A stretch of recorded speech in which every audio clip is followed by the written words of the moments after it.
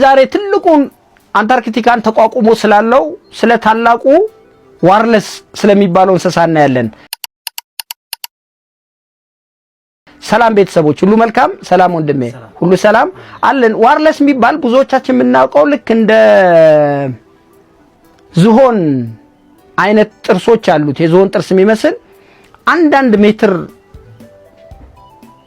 ርዝመት ያላቸው በክብደታቸው 5 ኪሎ የሚሆኑ ጥርስ ስላለው እንስሳ ነው የምናየው። በጣም ግዙፍ ነው። እስከ 1500 ኪሎ ግራም ድረስ ይመዝናል። አንታርክቲካ ላይ ነው የሚኖረው። የቆዳው ውፍረት ወይ ከቆዳው ስር ስብ አለ። ያ ስቡ ብቻውን 5 ኢንች ነው። ምክንያቱም ያንን ቅዝቃዜ ተቋቁመው ለመኖር ሲባል ነው ጌታዬ በዛ ልክ አርጎ የሰራው ማለት ነው። እነዚህ ጥርሶቹ እያንዳንዳቸው 5 ኪሎ ይመዝናሉ። የውሻ ክራንቻ ነው እንግዲህ በዳርና በዳር ነው። ለምንድን ነው እነዚህ ጥርሶቹ የሚጠቀምባቸው መሰለህ?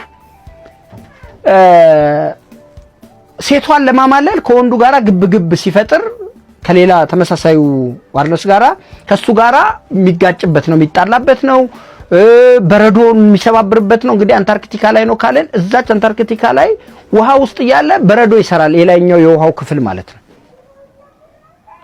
ይሄ እንስሳ ምናልባት በዙሪያው በበረዶ ሊከበብ ይችላል። ያንን ሰብሮ ለመውጣት በዚህ ጥርሱ ነው የሚጠቀመው።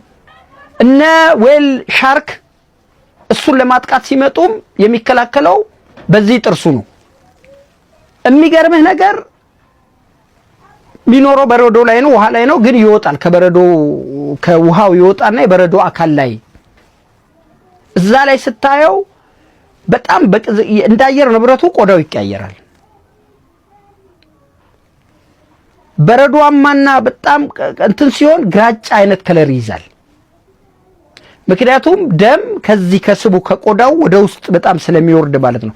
ትንሽ አየሩ ፈካ ብሎ ሞቃት ደግሞ ሲሆን ደግሞ ከነጭነት ይወጣና ሌላ ቅርጽ ሌላ ከለር ይይዛል ማለት ነው እንደ አየሩ ሁኔታ። የሚገርምህ ነገር ይህ እንስሳ እዚህ ላይ ትላልቅ ጺሞች አሉት እንደ ሰው። ፊቱ እንደውም ለሰው የቀረበ ነው የሚመስልህ።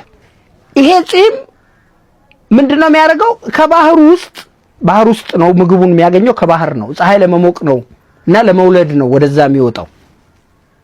ከባህር ውስጥ ምግቡን ፈልጎ የሚያወጣው በእነዚህ ጺሞቹ አማካኝነት ነው። ጺሙ ዲቴክት ያደርጋል ምግቡ ያለበትን ቦታ ከባህር ውስጥ፣ በሱ አማካኝነት ነው። ልክ እንደ ሰው ልጅ ጣት ይጠቀመዋል። በዛ ላይ የማሽተት አቅሙ በጣም እንትን ነው። በዚህ ነው እያነፈነፈ የሚሄደው እዚህ ጋር ባሉት በጺሞቹ ማለት ነው። ለማውጣትም ይረዳዋል። እንደ ጣት ነው የሚጠቀምበት ይሄን ጺሙ። አስገራሚው ነገር ደግሞ ሲጮህ፣ ምናልባት ኤዲተራችን ፈልጎ ካገኘው ድምጹን ብታሰማት ደስ ይለኛል። ፈልገ ብታገኘው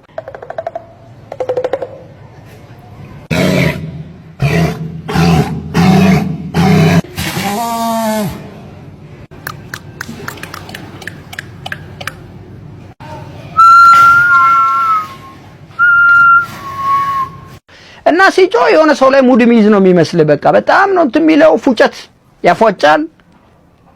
ይሄ እናትና ልጅ የሚግባቡበት ነው። ልክ እንደ ኤኮሎኬሽን ማለት ነው። ጌታ ጥበቡ ብዙ ነው። በተለያየ መንገድ የሰው ልጅ ብቻ አይደለም እንግዲህ የሚግባባበት ነው። ጠላት ሲመጣ ምናምን ሲመጣ፣ እንዲሁም ደግሞ ሃይ ኢንተለጀንስ ነው።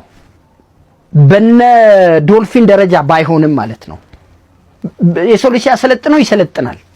አንዳንድ የሙዚቃ መሳሪያዎችን ምናምን ሁሉ እንዲጫወት ያደርጉታል። ዋና ጠላቱ የሰው ልጅ ነው።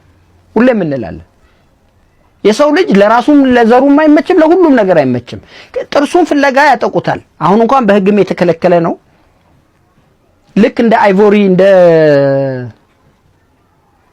ዝሆን ጥርስ ለተለያዩ ጌጣጌጦች ይጠቀሙበታል።